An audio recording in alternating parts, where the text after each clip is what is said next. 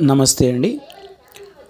రుణ విమోచన సిరీస్లో భాగంగా మనం మరో కొత్త స్తోత్రం చెప్పుకుంటున్నాం. మేబీ ఇది యూట్యూబ్లో చాలాసార్లు వినేసి ఉంటారు, చూసి ఉంటారు.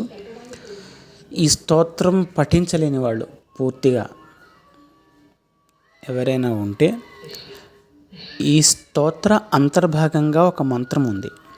ఈ మంత్రాన్ని వినాయకుడి గుడిలో కానీ ఇంట్లో కానీ వినాయకుడికి పూజ చేసి గరిక బెల్లం సమర్పించి వినాయకుడికి ప్రతిరోజు మినిమం 21 సార్లు లేదా 108 సార్లు మీకు వీలైనన్ని సార్లు వీలైనన్ని రోజులు శుచిగా రోజు ఒక పద్ధతి ప్రకారం నియమావళిగా ఆచారము పాటిస్తూ ఏకభుక్తం చేస్తూ ఉంటే తొందరలో అప్పులు తీరే మార్గం దొరుకుతుంది.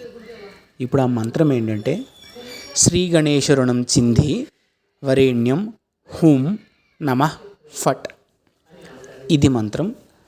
దీన్ని 21 సార్లు చదువుకుంటే కనీసం మండలం రోజులు పఠించడం వల్ల అప్పులు తీరుతాయండి. మొత్తం స్తోత్రం చదవాలి అనుకున్న వాళ్ళకి స్తోత్రనిధి.comలో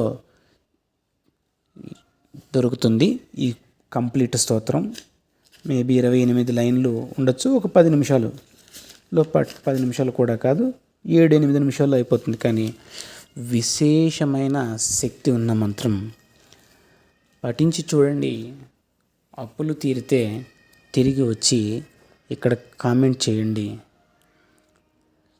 ఏదో అవసరం కోసమే కాదు, సదా దేవుణ్ణి ప్రార్థించండి, తరించండి.